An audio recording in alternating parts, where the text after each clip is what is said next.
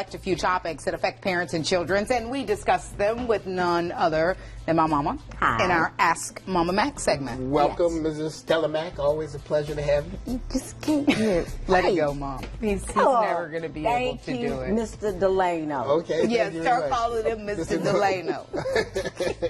It's a pleasure to have you on set. Thank you. All right, now let's get started. A teenager tricked a dealership into letting him test drive a car by posing as an FBI agent. Investigators say the 17-year-old from Michigan drove a Dodge Charger and crashed it in Ohio. Dealership workers told officers the boy posed as an agent, and he had a gun on his hip. Turned out to be an air gun, though. Officers in Toledo, Ohio area say he even told them he was with the FBI. The teen is okay, but investigators in both states plan to charge him. In Michigan, they're going to charge him as an adult and as a juvenile in Ohio. So, Mama Mack, do you think the dealership should share some of the blame in this? Yeah, I think they should step up to the plate because most times you run a background check on people or do a little investigative work there. I would think they do. Dealers, before they let a car just... And when you do a test drive, ID or... Are you allowed to go by yourself? Shouldn't there be someone from the dealership in the car with you? Yeah, usually there's somebody in the car with you. There's a whole lot of red flags in this one that just didn't make any sense. I just test drove when I was up in Hickory this past weekend, and they knew me, and it's like, but they knew me. I mean, if you don't know somebody, you got to make sure, especially when you put them in your car. And was he an old-looking 17-year-old? I mean, he's posing as an FBI agent. You know what I mean? Yeah. A little extra color around somewhere. Yeah. They dropped the ball there at the dealership. That's terrible. So yeah, I think they need to have a little bit of responsibility. Yeah, and they need to rethink some of their policies, perhaps. Right. Yes. Next time an FBI come in and says he wants to test drive a car. I mean, see, did they ask to see ID?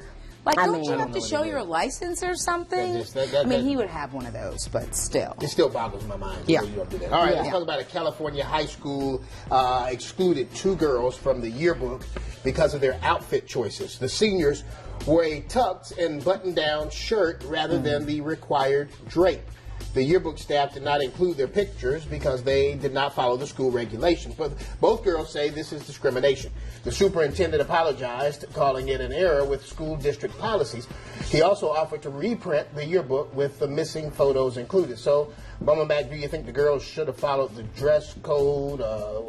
This is another one of those weird stories. There is a weird story. But, my playback on that is, did they attend school? Did they make good grades?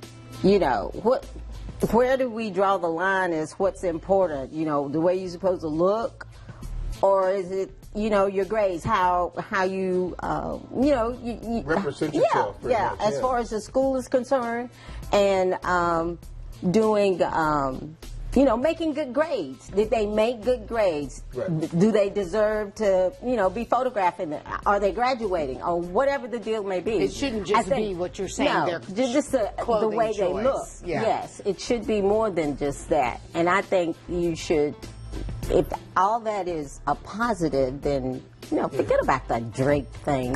Go for it. But then they said that they broke school, the dress code. But then they come back and say that they looked at the rule book. So maybe there's like a interpretation of the rules book, and that's what the problem was. That's what I can see. I do think they were discriminated against because I feel like their whole issue is with perhaps the girls wanting to look too masculine. Right. I mean, we've seen so much about this in the national stage, particularly yesterday with Bruce Jenner coming out and identifying as a woman and everything like that. So I think that's kind of top of mind too. Like, are you mad because they look too masculine and you decide to then enforce this? Because, I mean, you could think that that's a guy. You could make that assumption. But kudos to the school superintendent for, coming out and offering to reprint them. But I imagine he would just reprint them for these 2 students and not for the entire high school, Whatever. I just think it's ridiculous that what you place priorities on when the kids are performing and doing what they're supposed to do. Right. And just because they want to be different, Nothing wrong with that. No, I don't think there's anything. As long as they're doing what they need to do. You know, that's what I was trying to say a while ago. So okay, cool beans. I think we got one more here. Yes, one high school wants parents to follow a strict dress code if they want to attend their child's graduation. A New Jersey high school says guests can't wear shorts, T-shirts, or tank tops. Now, the school put this rule back in place in 1998. It's not new, but it is creating issues with some parents. Some feel the guidelines are appropriate, others disagree. The school principal says the dress code is a tradition and it shows the importance of a graduation. Parents can't get inside if they don't follow the rules. So, Mama Mack, do you think parents should have to follow this dress code? Is this rule outdated? I think as far as the tank tops and all that stuff, I think you should want to look presentable because this is a major deal here. Your child is graduating from high school. Look the part. Set an example. Walk the walk, talk the talk. And would you want your child going, you know, walking across the stage? I mean, granted, they'll have a cap and gown on, but would you want them in, you know, a tank top and some shorts, or perhaps a dress that might be too inappropriately tight or short? I mean, I think it's kind of the same thing. Right. You know? It is, indeed. Lead by example. And the rule's not new. That's the other thing. What is that? 17 years? Am I doing the math right? Yes. That rule's been in place 1998, for 17 years, Oh, Lord, I've been out of high school 17 years. Bless your Okay, sorry. heart, child. I was just having a moment. How do you think I feel? Well, that is true. We're not going to go down that Nifty road. at 50. Whoa. Mr. Is that a 2 in front of yours? 27 years? No, when did you graduate high school? Mama Mack, it's always good to see you. I love you too, Delano. We'll figure it out after the break, folks, and we'll let you know. So stay tuned for that and much more to come here on Bounce.